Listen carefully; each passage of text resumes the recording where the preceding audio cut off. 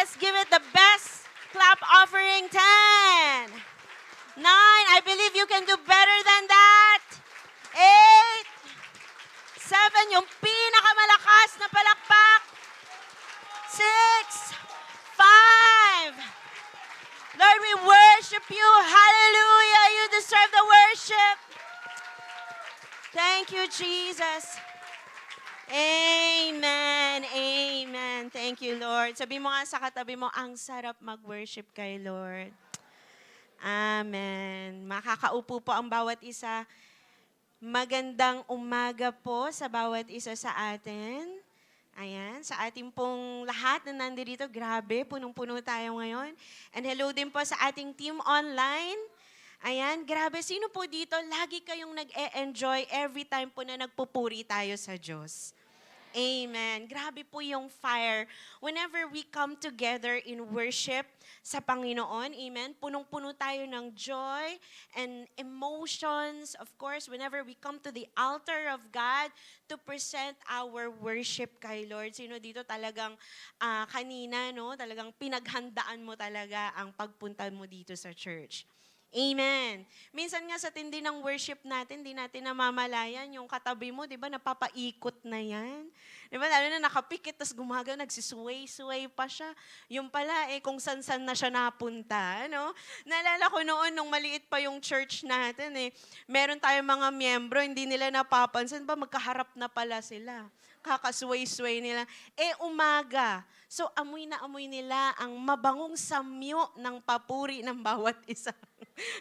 Okay, well, kidding aside, alam niyo po, marami pong significant na memories tayong naranasan sa altar. Amen? Yung altar ni Lord, yan ang witness ng mga iniyak mo, ng mga isinuko mo, at ng mga ipinagpapasalamat mo kay Lord. At alam niyo po, napakalaking bahagi ng mga altar, sabi niyo nga altar. Ang mga altar na tinatayo natin sa ating buhay, malaki po ang kinalaman nito sa mga choices at destination natin. At the altar, we make lifetime decisions. Amen? Mga mag-asawa dito, kayo ay nagpakasal sa harapan ng altar. And yung mga may anak dito, you dedicated your kids sa altar, okay? And at the altar, sa ating po mga Kristiyano, we surrendered our life to the gospel of Christ. Kaya po tayo naligtas, okay? And more than that, do you know that the world ay pinapatakbo po ng mga altar? Aware po ba kayo doon? Sino man po ang principality na ini-encounter ng isang tao sa altar, siya yung may dominion at influence dun sa taong lumalapit na yon. Kaya po ngayong buwan po, by the way, tayo po ngayon ay pumasok na sa bagong buwan, August 2026 na. Namamalayan niyo po ba na next month ay lalabas na naman si Jose Marichan? August na po, and dahil August na, we will dig deep into the greater impact of altars in our lives. At dito po tayo magpapa-realign ng tamang approach before God at His altar. So for this month po, our series is entitled, The Altar. Ayan, palakpakan naman natin si Lord sa mga excited. Sino dito excited kayo sa series natin? Amen. Now, I would like to invite everyone to please rise. Tatayo po tayong muli bilang paggalang sa pagbasa ng salita ng Diyos. At we will read from 2 Kings chapter 16, verse 2 and 10 to 14. At babasahin po natin ito mula sa Ang Biblia Pinoy version. Are you ready? Sige po, let's read from verse 2. Ready? 1, 2, 3, go. 20 years old si Ahaz noon at 16 years siyang naghari sa Jerusalem. Di niya ginawa kung anong tama sa paningin ni Lord, di gaya ng ancestor niyang si David. Verse 10.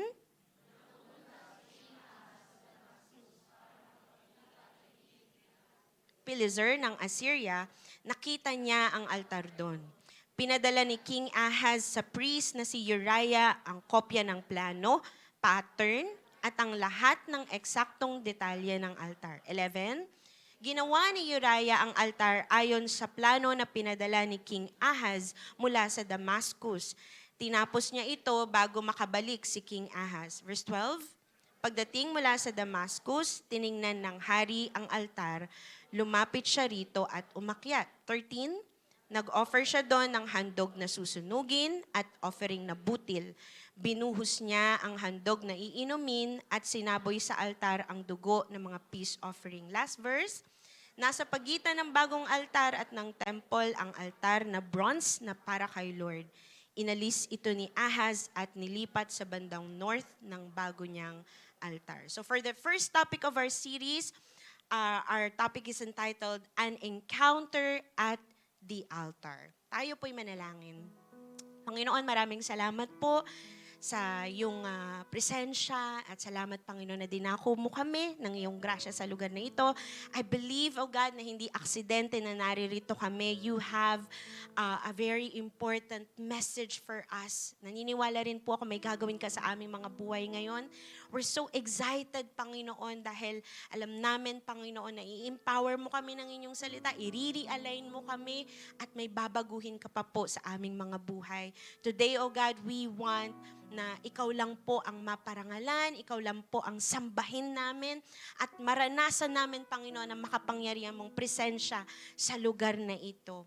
Maraming salamat po, Panginoon. Use me as your instrument, pero ikaw lang po ang malayang kumilos. Anoint our hearts, anoint our ears for your word, and let your word penetrate into the very core of our soul so that we may worship you genuinely, O God. Maraming salamat po sa inyong papuri. Ito po ang aming dalangin in Jesus' mighty name.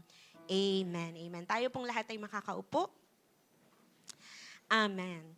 So yung ating pong binasang narrative ay galing po sa record ng 2 Kings. Okay, isa po itong chronicle ng buhay ng mga hari, at dito nga po na-mention si King Ahaz. Okay, so hindi po siya yung hindi siya yung kaaway nyo. Okay? Si King Ahaz po ay isang hari ng Judah, at pag tinignan nyo po yung narrative na binasa natin kanina, akala mo normal lang na kwento, no? Parang normal lang na pangyayari na itong taong to, may remarkable na nangyari sa kanya. Mukhang harmless naman. Nag-tour lang siya sa Damascus, tapos may nakita siyang isang magandang altar, nagandahan siya sa altar. Ginawa niya, kinopya niya yung pattern, tapos pinagawa niya rin dun sa Jerusalem, dun sa priest sa Jerusalem. So mukhang napaka-harmless. Pero kung titignan po natin yung buong context, pag tinignan po natin, what King Ahaz did paved the way to the boiling point ng offenses niya sa Diyos. At ito po yung naging mitsa ng tuluyang paglayo niya sa Diyos. At dahil po dito, pinalo siya ng Panginoon, at siya'y paulit-ulit na natalo ng mga kalaban, at siya po ay ginipit. Pero ang response niya dun sa palo ni Lord sa kanya, imbis na magpa-humble, siya po ay nagrebelde kay Lord. Sabi po ng 2 Chronicles 28:22-25, sa Pinoy version pa rin po, sa panahon ng kagipitan ni Ahaz, lalo siyang hindi naging faithful kay Lord. Nagdala siya ng offering sa mga Diyos ng mga taga-Damascus na tumalo sa kanya. Sabi niya, tinulungan silang manalo ng mga Diyos ng mga hari ng Syria, kaya mag-o-offer din ako sa mga ito para matulungan din ako. Pero ito yung nagpabagsak sa kanya at sa buong Israel. Tapos ginather pa ni Ahaz ang mga kagamitan sa temple at sinira ang mga ito. Pinasara niya ang mga pintuan ng temple at nagpatayo ng mga sarili niyang altar sa bawat sulok ng Jerusalem. Sa bawat city ng Judah, nagpatayo siya ng mga altar sa matataas na lugar. Doon sila nagsusunog ng insenso para sa ibang mga Diyos. Kaya lalong nagalit si Lord, ang Diyos ng mga ancestors niya. Grabe, no? Imagine, siya po ay isang hari ng Judah, which is a nation ng Panginoon, pero siya po ay sumamba sa ibang Diyos-Diyosan. Nagrebelde siya sa Diyos, at yun po ang nagpabagsak sa kanya at sa bansang Israel. And saan po nagsimula ang lahat? It all started with the altar that he built. Tapos, nag-snowball effect na po yung lahat, naging worst ang lahat, hanggang sa na-destroy po ang kanilang bansa. You know, sa Bible po, ang altar ay isang mataas po na structure o lugar na dedicated para sa pag-worship, pagsasacrifice, paggawa ng mga covenant at communion sa Diyos. Nagsimula lang po ito sa isang maliit na bato noon, okay? Tapos mga tumpok na bato hanggang sa nag-evolve po sa isang mas magandang materyales at mas lumaki po yung sukat. At ang significance po ng isang altar, ang altar po ng isang tao, ito po yung nagre-reflect ng kung sino yung nag-i-influence sa kanya. Kung sino yung ini-encounter mo sa altar mo, yun ang nag-i-impluensya sa'yo. So ang altar po ay lugar ng consecration, worship at nagsisilbi po itong dambana para alalahanin ang isang significant na encounter sa Diyos na may profound na impact sa isang tao. Kagaya na lang po na nangyari kay Abraham, kay Isaac, kay Jacob, kay Gideon, kay David. Gumawa po sila ng mga dambana or altar sa mga lugar kung saan nila na-encounter si God. So ito rin po ay symbol ng desire ng tao na isik ang presence ni God, ma-encounter ang Diyos. Now, sa panahon po natin bilang mga worshipers ng Diyos, ang physical na altar po natin, wala po tayo ditong mga bato-bato dito. Okay, pero yung literal na altar na meron tayo sa church ay yung lugar ng ating panambahan, yung pagsamba po natin. Kung saan tinatawag po tayo for an altar call. Ayan, tawag natin doon, sabihin nyo nga altar call. Ayan, di ba? Remember, every after ng preaching, merong altar call kung saan may sinusuko tayo, nananalangin tayo, nagdededicate tayo ng buhay natin. That's our altar. Yung doon tayo nananalangin at gumagawa rin tayo ng mga covenants, kagaya na lang ng mga yung mga kinasal na. Okay? Weddings and other sacred purposes. But in the spiritual sense, our individual altar ay yung personal worship, devotion, at prayer life natin kay Lord kung saan natin siya sinisik at kung saan natin na-i-encounter ang presence ni God. Pero alam niyo po ba na habang nagbabago po ang panahon, the sacredness of the altar, naniniglect na rin po nating mga tao dahil nagbabago na rin po yung approach natin sa mga bagay na exclusively dedicated para sa Diyos. At madalas po, in our attempt to adapt with the modern times or yung attempt natin na i-prioritize yung relevance natin sa modernization, sa makabagong mundo, sometimes we lose the original essence of what an encounter at the altar really means. Minsan di na natin alam bakit nga ba tayo pumupunta sa simbahan. Tama ba? Merong iba pumupunta na lang sa simbahan para makita si crush niya. Okay? Yung iba naman nire-require ng parents nila, ng mentor nila. And sometimes, naniniglect natin yung totoong ibig sabihin, bakit nga ba tayo umaakyat ng simbahan? Bakit nga ba tayo lumalapit sa Diyos? Bakit nga ba tayo pumupunta sa altar ng Diyos? So today po, hayaan natin i-expose sa atin ng Bible ang mga iba't ibang altar na pwede nating ma-encounter so that ma-realign tayo sa totoong purpose bakit tayo lumalapit kay God. Let's talk about the 3 kinds of altars that man may encounter. Are you interested po? Amen. Number 1 po na altar is the altar of the one true God. At ito po yung altar na dapat meron tayo. Ito lang dapat ang meron tayo. Sabi po dun sa verse 14, nasa pagitan ng bagong altar at ng temple, ang altar na bronze na para kay Lord.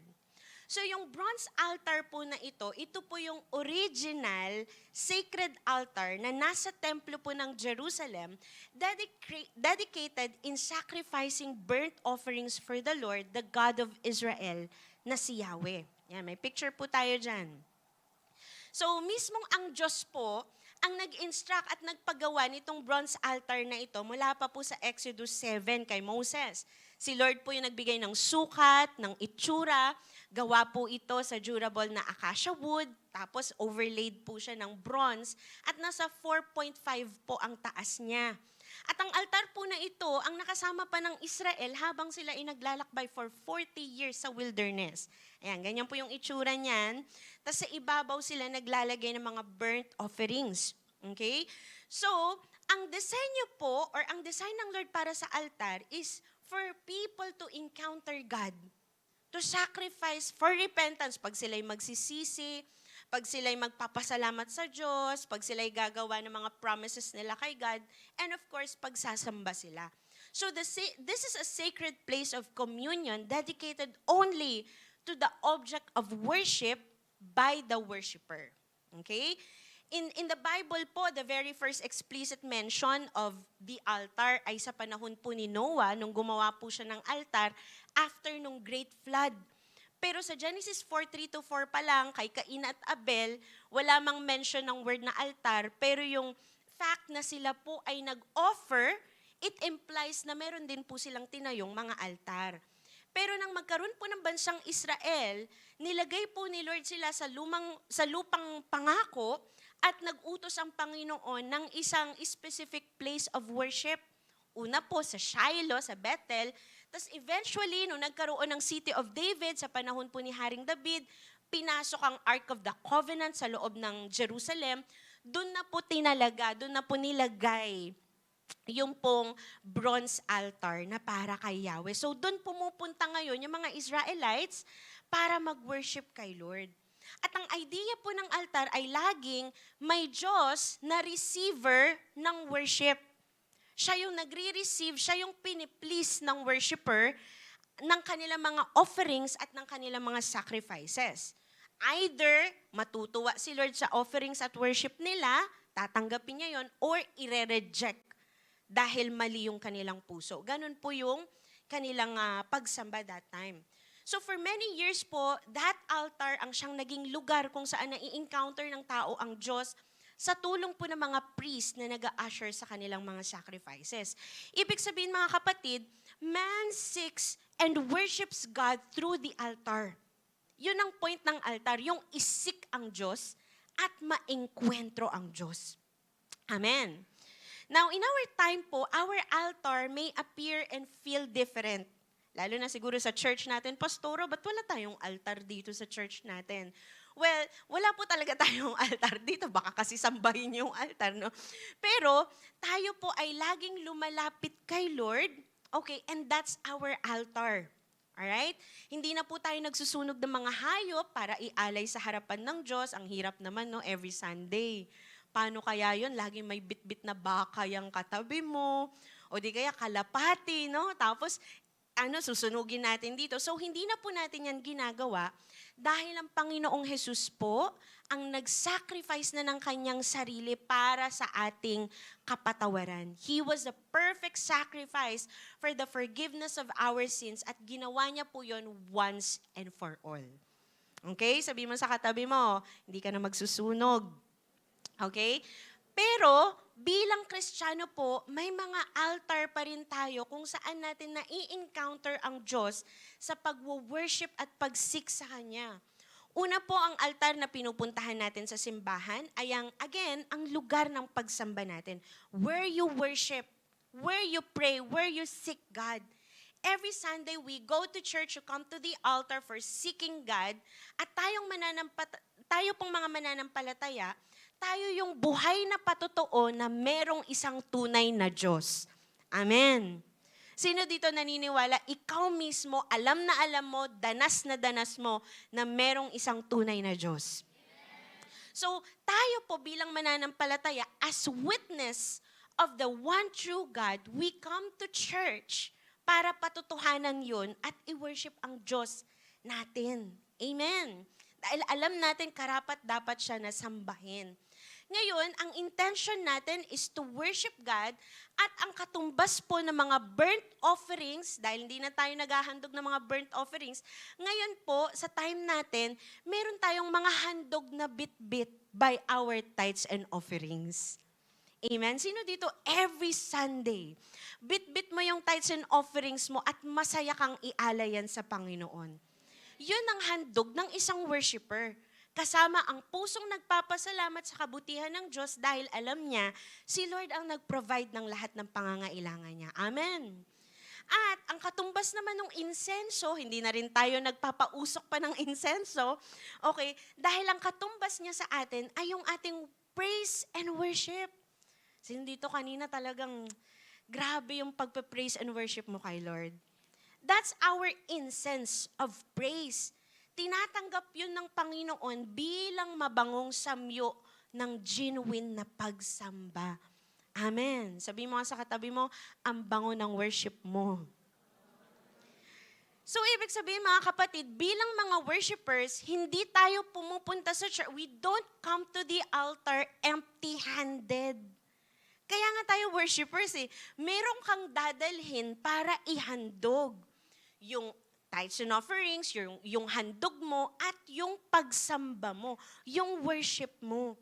We come as worshipers who has something to surrender and offer as our worship. Nagbago lang po yung manner, pero yung intent, ganun pa rin. We come, we offer, we worship, and then we wait on God kung na-please ba natin siya sa ating pagsamba. Amen?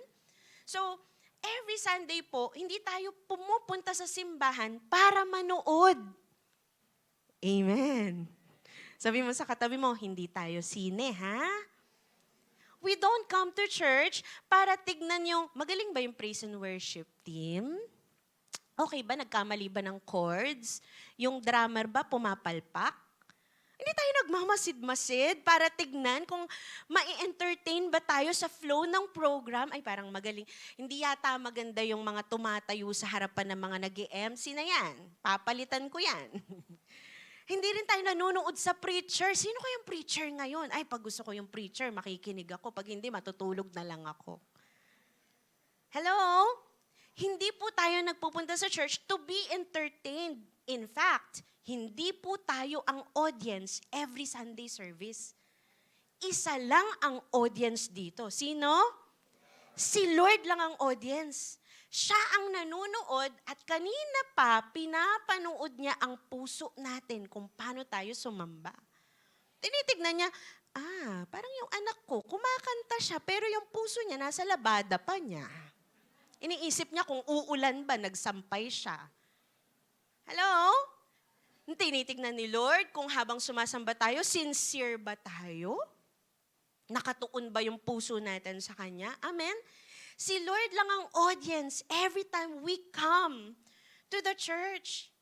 Amen. So we don't skip the part where we worship at bit-bit natin ang mga handog natin. Excited tayo magbigay. Hindi natin yan pinagdadamot, hindi natin in a way ginugulangan si Lord. At hindi natin nirereklamo yan kasi nga every time dinadala natin yung ating mga handog dito, excited tayong ialay yun kay Lord. Tinitignan yun ng Diyos. Amen? So God is the audience and He is the receiver of worship.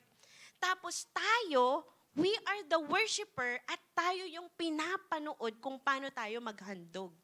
Now, another altar po natin today is our personal prayer and worship time sa Panginoon sa kanya-kanya naman nating mga spaces. Every time lumuluhod tayo sa panalangin, sinisik natin si God in our own houses, that can also be an altar. Amen.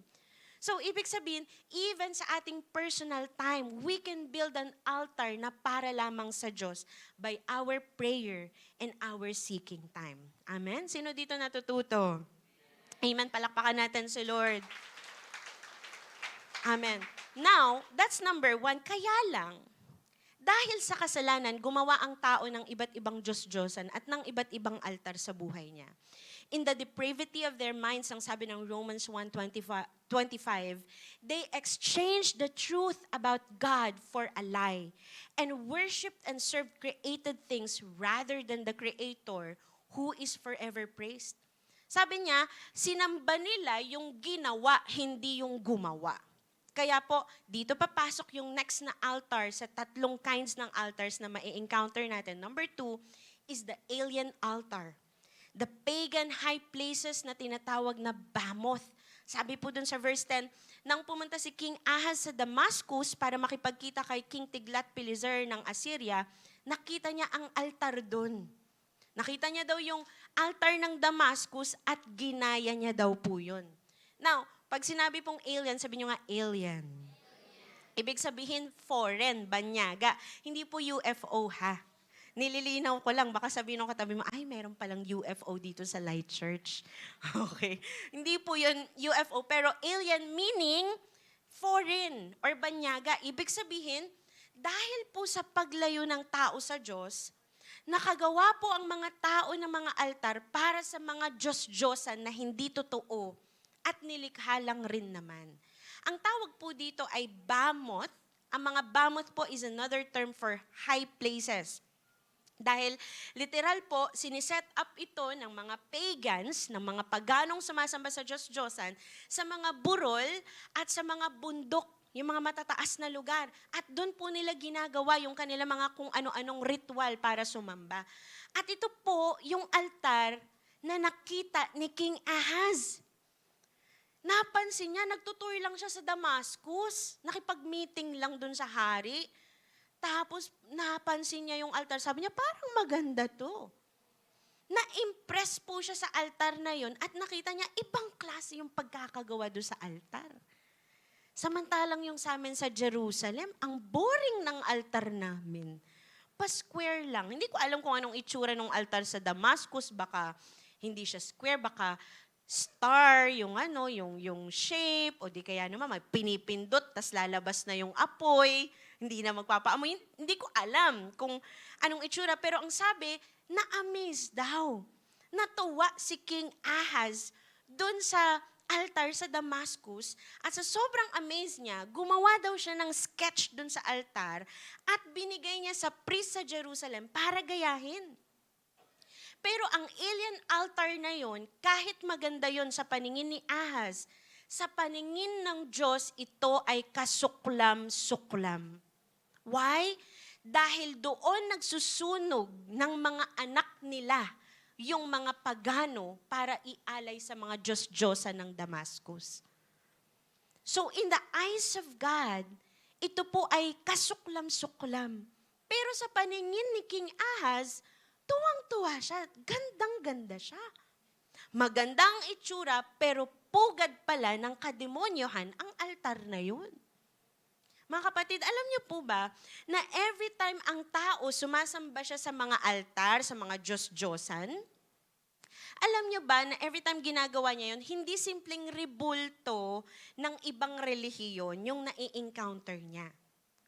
Ang nai-encounter niya doon ay walang iba kundi mismong ang demonyo na takam na agawin ang pagsamba na para lang sa Diyos. Sabi po ng 1 Corinthians 10:20 sa Tagalog, ang ibig kong sabihin, ang mga pagano ay nag-aalay ng kanilang handog sa mga demonyo at hindi sa Diyos. Ayaw kong maging kaisa kayo ng mga demonyo. Are you here? Gaya ng sabi ko sa inyo kanina, ang mga altar ay lugar kung saan, kung sino yung dominant na spirit doon, nag-i-influence siya sa taong pumupunta doon. And those people na nag-worship sa mga Diyos-Diyosan, ito ay mga nai-influence ng mga demonic spirit of idolatry. You know, remember that God is a jealous God because He is the only God. Pag ang tao, in-appreciate mo yung kapwa mo tao, okay lang, tama ba? Na-appreciate mo ba yung katabi mo? Bakit? Kasi kapwa-tao mo yan eh. Kumbaga kapareho mo yan ng entity, ng being eh, tama ba? Pero ang worship po, hindi yan binibigay sa kahit sino lang. Ang worship po ay isang activity na ginagawa lamang para sa Diyos. Are you here? May kausap ba ako? Worship only belongs to God. And giving it to someone else aside from God is a sin. Amen. Straight up kasalanan kapag sumamba ka ng iba at hindi sa Diyos. Kaya sa mga may asawa dito, wag mo nang sabing sa misis mo na, honey, sinasamba kita kasi napakaganda mo. Huwag mong sambahin yung asawa mo. Baka biglang kidlatan yan ni Lord. Because worship only belongs to God. Amen. Kaya lang etong si King Ahaz, pambihira, Ahaz talaga siya. Kasi bagamat alam niya na nga na suklam si Lord sa mga Bamoth na ito, tapos pinatatanggal niya ni Lord sa kanila, siya naman hindi niya tinanggal. Ginaya pa niya. Ginamit pa niya. Are you getting the point? Kaya po in 2 Kings 16:3, ang sabi, he followed the ways of the kings of Israel and even sacrificed his son in the fire. Inalay niya daw po para sunugin sarili niyang anak. Dahil ginagaya niya yung mga pagano na nag-aalay ng mga anak nila dun sa mga altar nila. And you know, for hundreds of years, dahil sa pagtotolerate ng mga leaders ng Israel at Judah, naggalit ang Diyos sa kanilang bansa at yun ang naging dahilan kung bakit eventually napatalsik sila sa kanilang bayan at na-exile sila sa ibang lugar. Nakakalungkot, tama ba? Sabi mo nga sa katabi mo, nakakalungkot naman. Pero alam niyo po, maaaring nangyari ito kasi yung mindset nila ay pwedeng kagaya rin ng usual na mindset natin. At ano po ito? Sabi nyo nga, ano? Ito yung irespeto natin yung religion ng iba. Hello? Irespeto natin yung Diyos-Diyosan nila. They respected the idols that God hates, kaya hindi nila matanggal-tanggal. Paano nauna pa yan sa amin dito? Ang tagal-tagal na niyang mga rebulto nila dyan. Huwag nating tanggalin, baka sumpain tayo. They respected the idols at hindi nila magiba. But you know, the danger of respecting idols is this. Respecting idols is disrespecting God. Hello? Bakit? Kasi may isang Diyos lang. Pag nirespeto mo yung mga Diyos-Diyosan, para mo na ring sinabing tanggap mong may iba pang Diyos. Hello? And that's an insult sa tunay na Diyos na buhay. What's worse is, idols are not harmless mini reflections of God. They are the very reason kung bakit nagagalit ang Diyos sa isang bansa. Hindi sila harmless. Huwag niyong gagalawin. Wala namang ginagawang masama sa inyo yan. Hindi yan harmless. Galit si Lord dyan. Lalo na yung mga siniset up sa mga matataas na lugar. Dahil ang sabi po sa Exodus 23-5a sa Pinoy version pa rin, huwag kang mag-worship sa ibang Diyos except sa akin. Huwag kang gagawa para sa sarili mo ng inukit na image na kamukha ng kahit anong nakikita sa langit, sa lupa, o sa ilalim ng lupa. Huwag kang yuyuko o mag-worship sa kanila dahil akong si Lord lang ang Diyos mo at hindi pwedeng may iba pang wini-worship. May kausap po ba si Lord? Listen, there are sins na pwedeng may proseso bago mo ma-overcome. Pero pag idolatry ang sin, pag idols yan, winawasak yan agad. Hindi yan pinatatagal. Pag nakilala mo na ang tunay na Diyos, nakita mo, iisa lang ang Diyos na buhay, wasakin mo na agad ang mga idols. Hello? Sino dito maraming wawasakin mamaya? Huwag naman kayo pumunta sa kapitbahay, ha? Tapos sabihin nyo, hindi ko nire-respeto yung bahay nyo. Sa sarili nating bahay yun. Baka meron pa tayong mga Barbie dolls dyan. Hello? Sino po dito ramdam niya may wawasakin si Lord na idols sa buhay niya? Palakpakan po natin si Lord. Pero alam niyo po, may mas malaki pang problema dito kay King Ahaz. Kasi hindi lang po alien altars ang ginawa niya at tinolerate niya, pati ang altar ng Diyos, pinakialaman niya at inintegrate niya sa pagan altar. Number 3 altar is the altered altar. Sabi niyo nga, altered altar. 10 times. Hindi, joke lang. Unauthorized, innovative altars. Ibig sabihin, ito po yung sinasabi ng verse 14 na inalis ni Ahaz, yung altar ni God, nilipat niya daw sa bandang north ng bago niyang altar. Nagpagawa siya ng bagong altar. Eto pa, ang malupit, gamit yung materyales ng altar ni Lord. Ang galing, ano?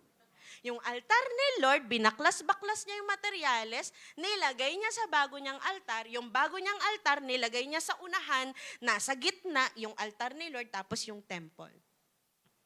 You know, in the time of Joshua po, up unto the time of the kings, ang Israel, inutusan sila na magkakaroon lang sila ng centralized na worship sa iisang lugar lang. Bawal silang gumawa ng ibang mga altar sa ibang mga lugar.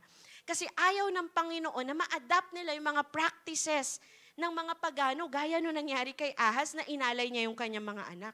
Pero dahil matigas ang ulo ni King Ahaz at sa kayabangan niya, gumawa siya ng modern version ng altar ng Diyos. Mukhang harmless naman. Kasi para kay Yahweh din naman niya ginawa yon. Ginawa niya para kay Lord. Kaso ang problema, ginawa niya yung labag sa kagustuhan ng Panginoon. Ang ginawang ito ni Ahaz ay tinatawag na syncretism. Sabi niyo nga po, syncretism. Hindi po ito yung secret ninyo ng mga kumare mo sa mga chismism ninyo.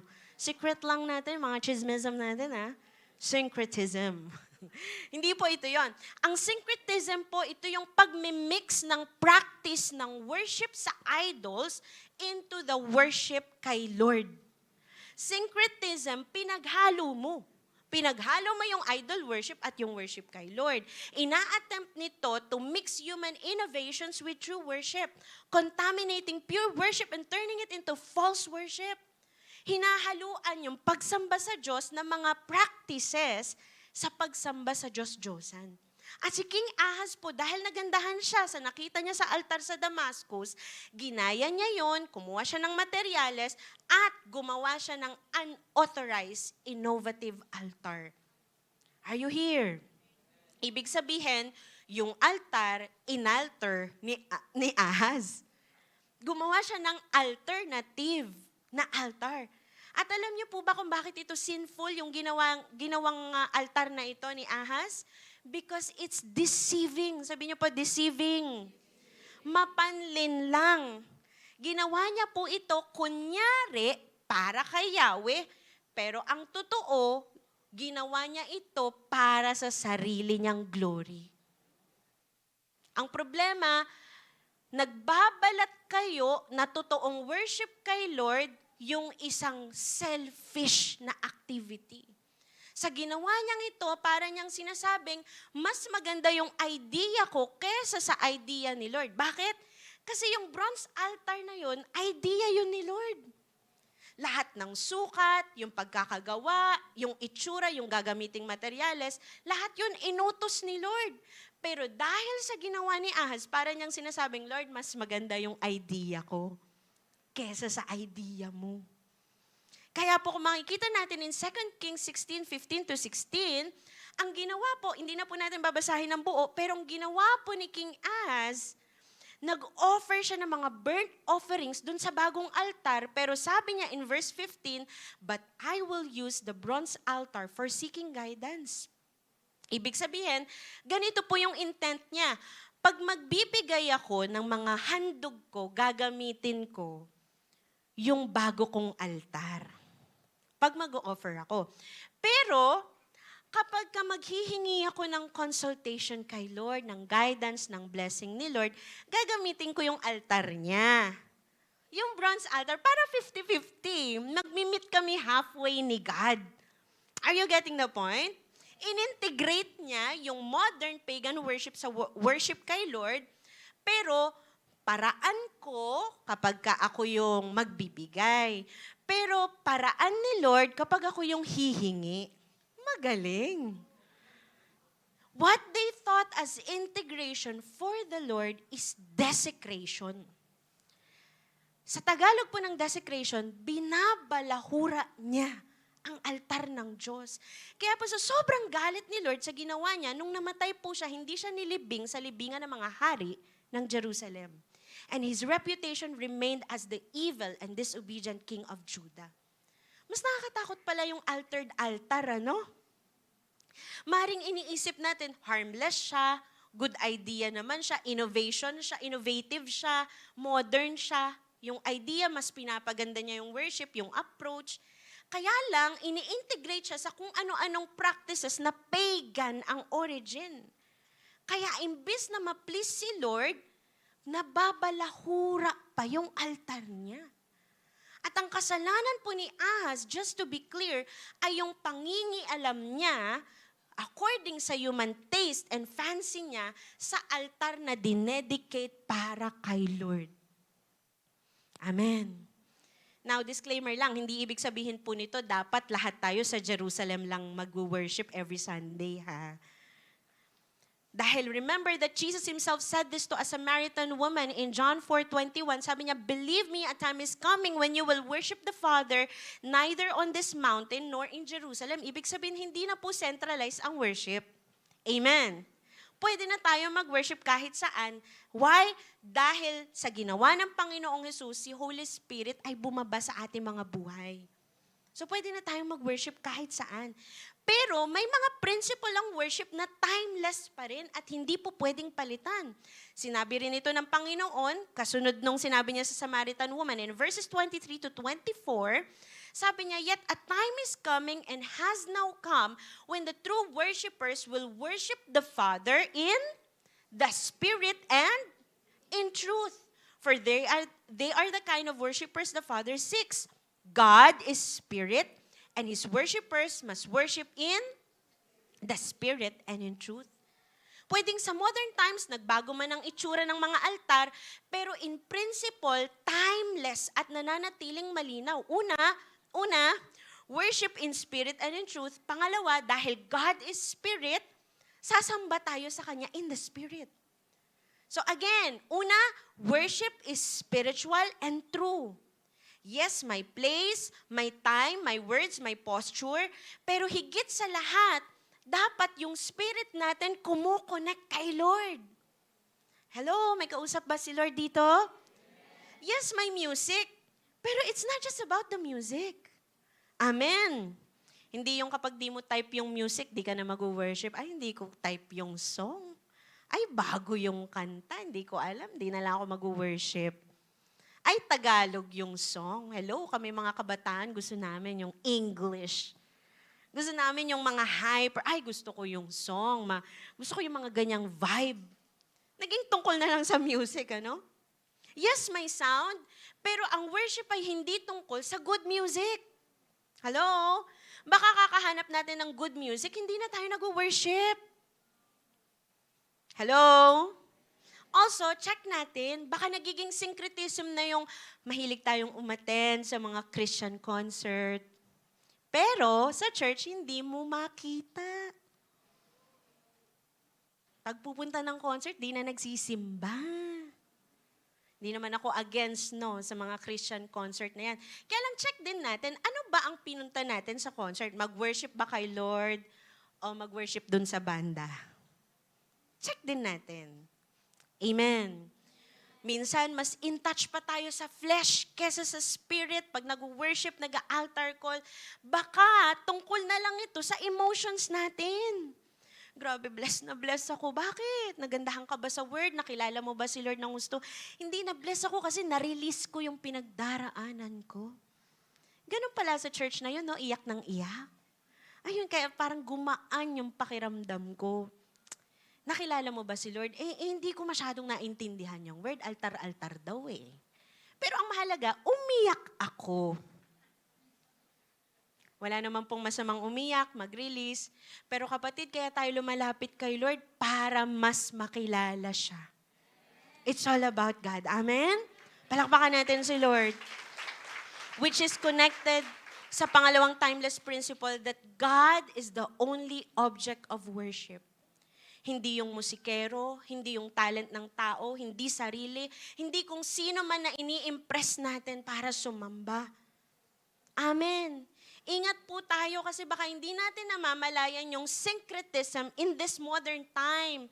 Kasi baka gumagamit tayo ng mga mediums of worship, graven images, objects na ina-adapt natin dahil nakikita natin modern naman na, pero yung pala, pagan pala ang kanyang origin. Galing pala siya sa pagsamba sa Diyos-Diyosan. Hello? And lastly, be careful na baka yung mga ginagawa nating worship, offering, service kay Lord, ini-integrate na lang natin sa mali at selfish na practices at motivation. Kaya imbis na mapalapit tayo kay Lord, lalo pa tayong nalalayo. Ito yung kagaya ng kay King Ahaz eh. Pag magbibigay ako, mindset niya, pag magbibigay ako, paraan ko yung gagamitin ko. My way, my rules, my altar. Hello? Pag magbibigay ako ng tithes and offerings ko, paraan ko. Ako magde-decide ng percentage ko. At kung kailan ko yun gagawin, ako nang bahala doon. Huwag mo na akong pakialaman, Lord. Pero pag hihingi ako kay Lord, Lord, talagang magpapakumbaba ako ng husto. I-bless mo lang ako. Mag-o-obey talaga ako sa iyo ng husto. Ibigay mo lang yung hinihingi kong guidance sa iyo, hinihingi kong blessing sa iyo. Hello? You know, baka minsan dumarating sa time, yung worship ko, ako na yung naitataas, hindi na si Lord. Or personality-driven na yung pagpunta natin sa simbahan. Amen? Kapatid, ang worshiper ni Lord, walang sariling version ng altar.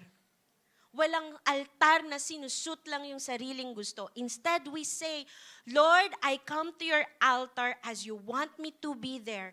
Present, submissive, sincere, and worshiping in spirit and in truth. Gusto kitang ma-encounter, Lord.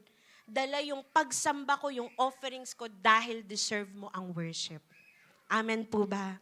Pwede bang palakpakan natin si Lord? Sino po dito ang natututo? Amen. So again, on the three kinds of altars that man may encounter, number 1 is the altar of God. Number 2 is the alien altar. And number 3 is the altered altar. Kung na-encounter mo ng mga ito, may gagawin po tayo. Sabi mo sa katabi mo, may gagawin tayo. Tapikin mo siya, sabi mo, may gagawin tayo. Gumising ka na, conclusion na.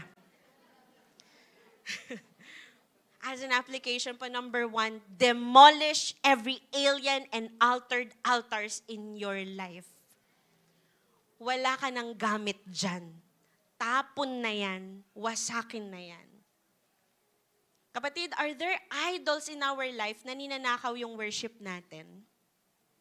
Yung mga idols na nirespeto na lang natin at hindi natin pinaalis sa buhay natin dahil kinasanayan na lang or ayaw mong ma-offend. Pwedeng mga literal yan na physical na altar kung saan naroroon yung mga graven images, mga ribulto, mga mediums ng worship na kinasusuklaman ng Lord. Mga habits, practices na alam mo hindi naman biblical, pero ina-adapt pa rin.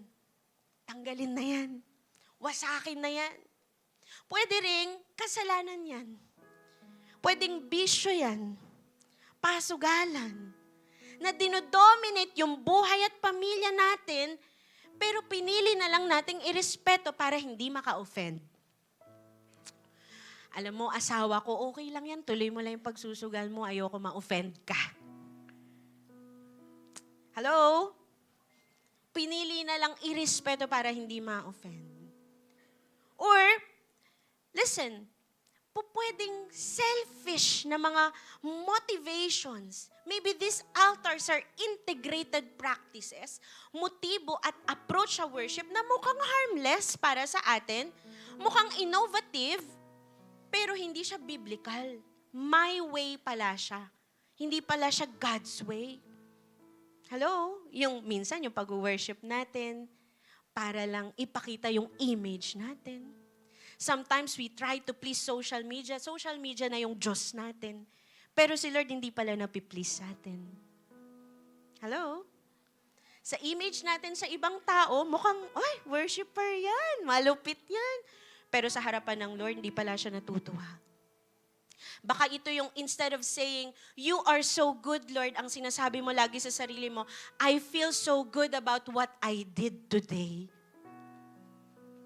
Hindi na si Lord yung naitataas, pero yung feelings ko. Kapatid, demolish that altar. Dahil ang worship ay hindi tungkol sa atin, tungkol lang ito kay Lord. Amen? Kaya pangalawa, dedicate an exclusive altar to the one true God. Gawin mong exclusive lang kay Lord ang worship mo. Gawin mong exclusive lang kay Lord ang paghahandog mo, ang service mo. Genuine na encounter kay Lord sa mga altar mo. Kung wala ka pang personal altar of devotion and prayer and worship time. Build an altar for the Lord. Sa mga quiet times mo, sa bahay mo, magsimula kang manalangin at mag-worship kay Lord. Kung na-neglect mo yung altar na yan, then rebuild that altar again of worship. Keep your worship purely about God, not about anything else, not about yourself. And offer your tithes and offerings as worship. Huwag na natin gulangan si Lord. Handog natin yan sa Panginoon eh. Para kay Lord, yan din naman sa tao eh. Hindi tayo dapat nagda-doubt every time na binibigay natin yan sa Panginoon. Amen. Igalang din natin yung ating pagsamba, igalang natin yung covenant na ginagawa natin sa harapan ng altar ng Diyos. Consecrate your life. Protect your worship and prayer life. Approach God's altar with sincerity, with surrender and humility and pure worship. Amen. Tandaan po natin, in worship, hindi kailangan ng innovation. Ang kailangan ay dedication. I-dedicate mo ang buhay mo sa Panginoon in worship. Amen? Pwede bang palakpakan natin si Lord? Kapatid, today, we will do another altar call. Just like we always do every Sunday. Amen? Dito yung excited ka na kasi papatay na yung ilaw, papipikitin ka na, paiiyakin ka na. Tama ba? Pero today, let's do something different. Let's approach the altar of God differently this time. Ibang altar call yung gagawin natin. Hihingi tayo ng totoong encounter kay God. Gusto niyo ba yun? And it's gonna be all about God. Alam ko may pinagdadaanan tayo, alam ko may mga bit-bit tayo nung pumunta tayo dito, but it's not gonna be about us. It's gonna be about God. Amen? Alam niyo po ba yung bronze na altar na para kay Lord na tinutukoy dun sa ating binasa? That bronze altar symbolizes the divine purging and judgment ng sin. Kaya po bronze ang ginamit kasi durable po yan sa apoy. Kaya nagsusunog dyan para sa kasalanan. Pero alam niyo po kung bakit kailangan na magsunog ng mga sacrifices? Okay? Dahil actually, yung altar na yon is just a foreshadowing ng gagawin ng Panginoong Jesus sa krus. Dahil sa pagdating ni Christ, yung kanyang inalay na buhay sa krus, yun ang kanyang altar kung saan lahat ng kasalanan natin ay tuluyang nalinis at napatawad. Amen? Kaya dahil sa ginawa ni Christ, kapatid, lahat tayo, we can now approach the altar of God nang hindi natatakot, nang hindi takot na hindi mapatawad, hindi nahihiya sa harapan ng Diyos, kundi sincere, surrendered, humbled, at punong-puno ng pagsamba kay Lord. Amen? Are you excited? Pwede ba tayong pumikit sa oras na ito? Naniniwala ako sa oras na ito, God is speaking to your heart. God wants to bring back the genuine altar of worship in your heart. Pero meron sa lugar na ito, dinala ka ng Panginoon for the first time sa lugar na ito, naririnig mo ang mensahe ng Diyos. And God wants to restore a genuine relationship. Nais ng Diyos magkaroon ka ng personal na relasyon sa Kanya. Hindi lang sumamba dahil part yun ng religion. Ang gusto ng Diyos sa'yo ay hindi ka mag-convert sa relihiyon, kundi magkaroon ka ng tunay na relasyon sa Kanya. Dahil yun ang totoong pagsamba. Yung meron kang personal relationship kay God. Kaya sa oras na ito, gusto ko malaman mo, mahal na mahal ka ng Diyos at namatay si Kristo para ikay mapatawad at bigyan ka ng buhay na walang hanggan. If you want to receive Him as your Lord and Savior and start a relationship with Jesus, maaari ka bang tumayo sa oras na ito? If you are that first-timer, or maybe ikaw yung taong ngayon mo lang napagtanto na nais mong magsimula ng buhay sa Panginoon, stand on your feet, at sa altar ng Diyos, gagawa ka ng desisyon na magsusuko ka ng buhay mo sa Kanya. At sambitin mong panalangin na ito, sabihin mo, Panginoong Jesus, salamat sa araw na ito, na naintindihan ko ang pag-ibig mo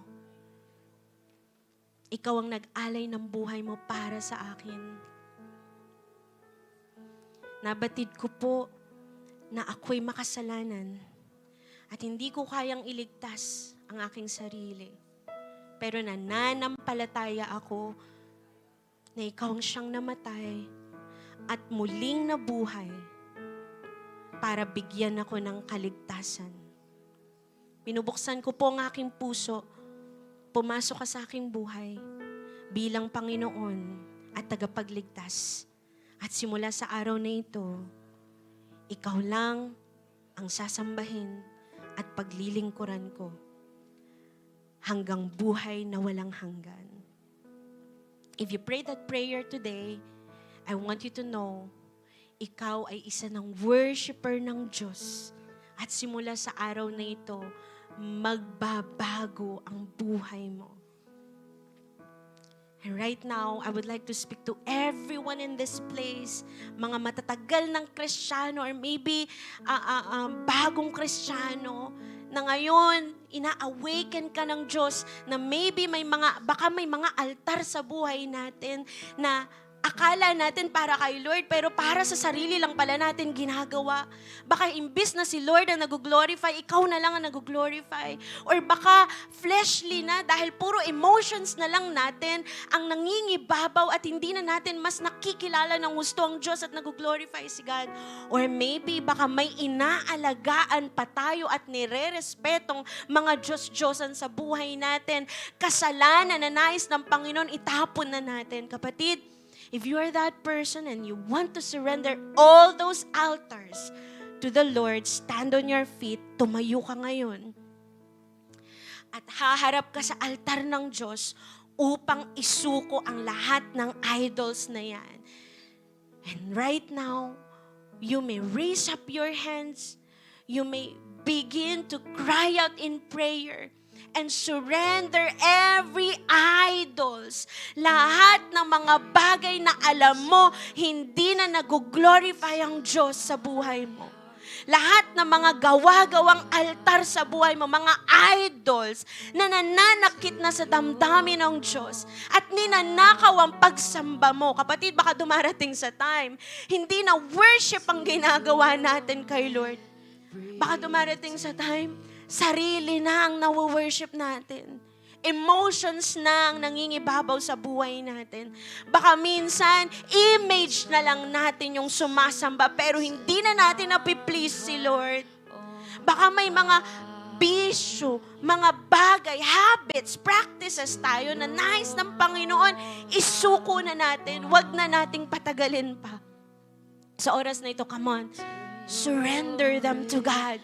Surrender them at the altar. Isuko mo. Maging sincere ka ngayon sa harap ng Diyos. Bear your heart before the Lord. Dahil kitang-kita ng Diyos ang buhay mo. Sa oras na ito, si Lord ang audience natin at tinitignan niya ang tunay na worshiper. Pero kapatid, before you worship, isuko mo muna ang mga altar na yan, ang mga idols na yan, ano pa man ang mga bagay na humahad lang sa genuine na pagsamba mo kay Lord. Prinsipyo man yan, mga pinanghahawakan mong kaisipan na maybe na-integrate na ng mga pagan or mga idolatry. Kapatid, right now, surrender them before the Lord. Come on, surrender every idols. Repent of idolatry. Iisa lang ang Diyos. Siya lang ang dapat mong sambahin. Siya ang dapat na itataas sa buhay mo. It's not about us. It's all about God. Come on, surrender wrong altars and begin to desire a genuine encounter with God. Baka hindi na natin tunay na naiengkwentro ang Diyos dahil natatakpan nito ng mga maling altar. Come on. Surrender. Surrender. Isuko mo ang lahat ng yan. Demolish every wrong altars in your life. Hallelujah. And commit your life today to the Lord. sa oras na ito, i-commit mo na magbibuild ka ng altar by your personal worship, personal prayer time sa sarili mong tahanan. Hindi ka papayag na ang tahanan mo hindi mapuno ng pagsamba, ng pananalangin.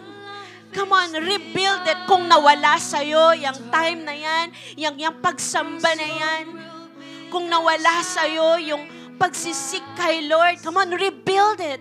Rebuild it. Commit mo uli yung sarili mo sa altar ng Diyos. I-commit mo uli. Make a covenant with the Lord. Hallelujah.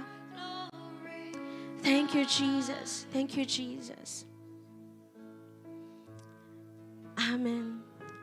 Ikaw na nagsuko ng mga altar na hindi para sa Diyos at ikaw na binigay mong buhay mo sa Panginoon, sa mga oras na ito, seselyohan natin ang desisyon na ito.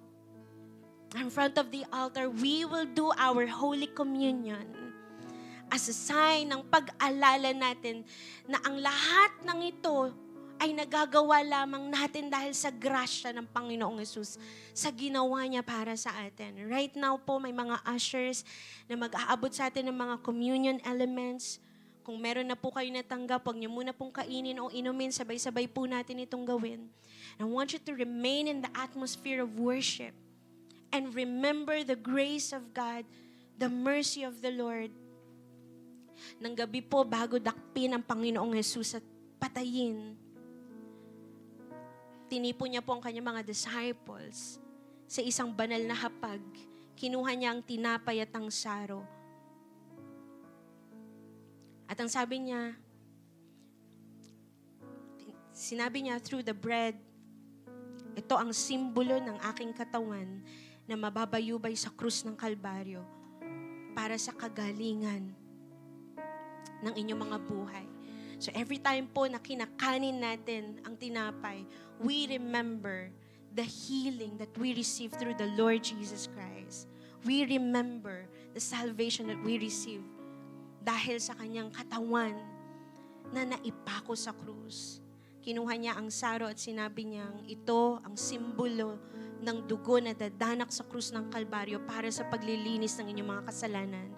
For without the shedding of the blood, there's no remission of sin. At tuwing iniinom po natin ito, inaalala natin na ang dugo ni Kristo ang siya naglinis ng ating mga kasalanan.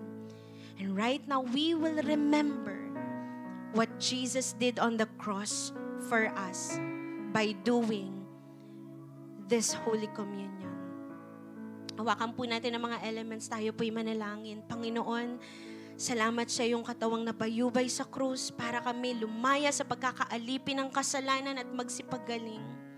At salamat sa iyong dugo na dumanak para linisin ang aming mga kasalanan. Lord, di namin kayang gawin ito on our own.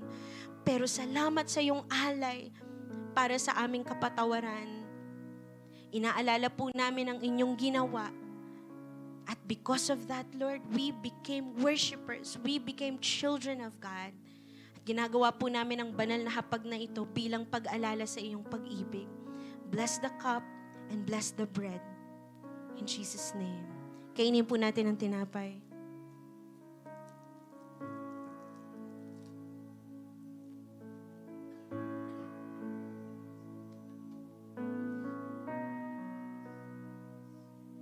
Isunod po natin ang saro.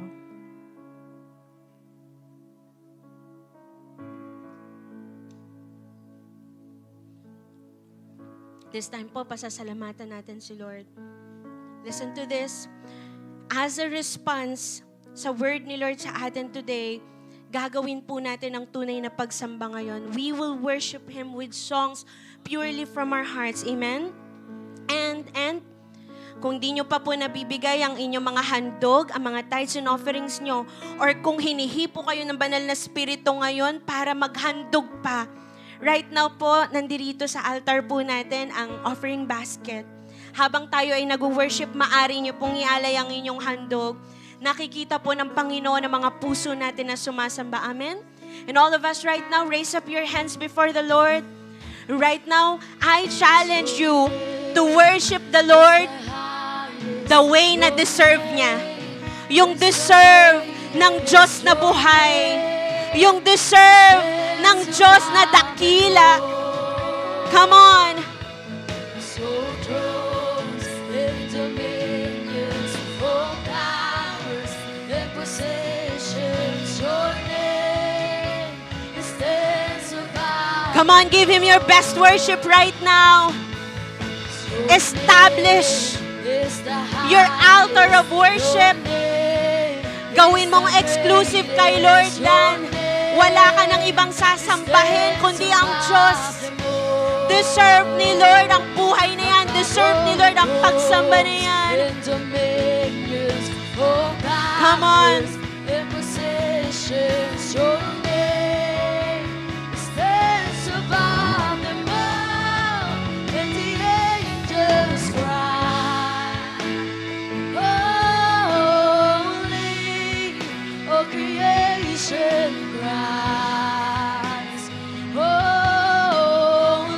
The presence of God is in this place. Naghahanap ng mga tunay na worshiper. Worship in spirit and in truth. Worship with all of your heart.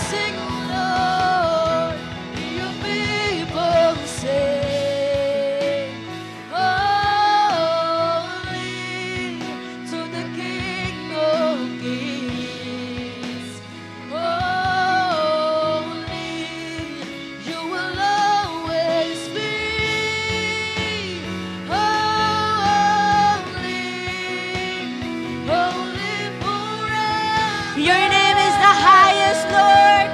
Your name is the greatest. Your name is the highest. Your name is the greatest. Your name stands above them all, above all thrones and dominions.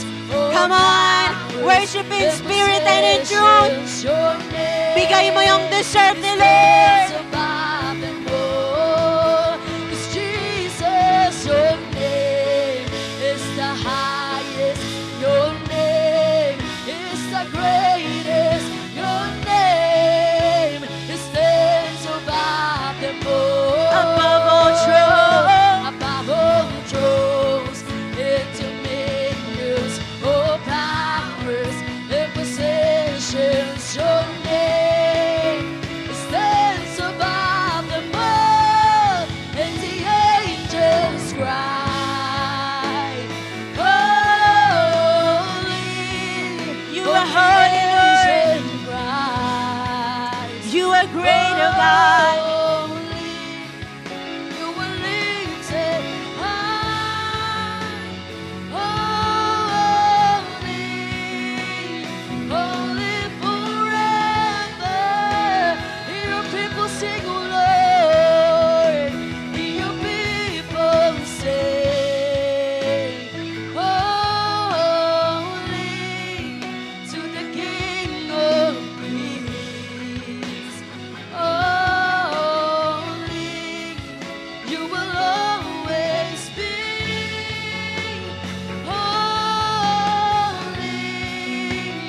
Holy forever. Come on, sing a new song to the Lord. Sarili mong awit sa Panginoon. Awitan mo siya ayon sa sinasabi ng puso mo. Worship God with your own words. Pasalamatan mo siya sa lahat ng ginawa niya sa buhay mo. Oh, we worship you, Lord. There is no one like you, God.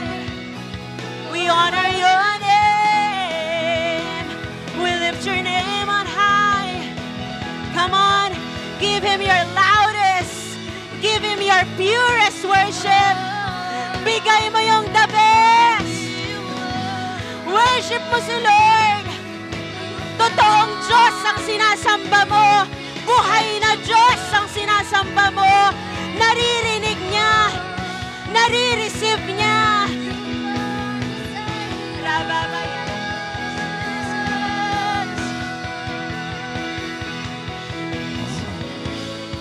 Pinupuri ka namin, Panginoon. deserve it, Lord. There's no one else deserving of our worship, God. Only you are the living God.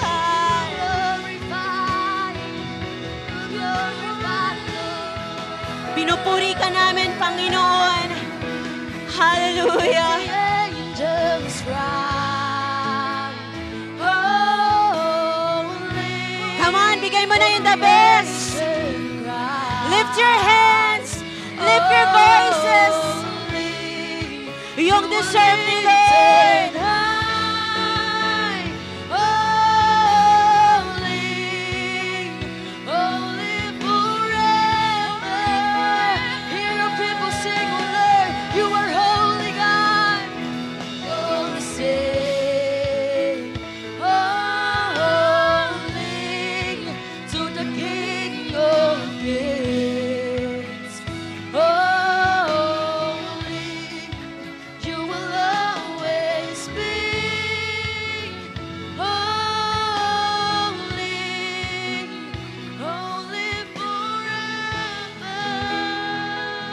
Hallelujah.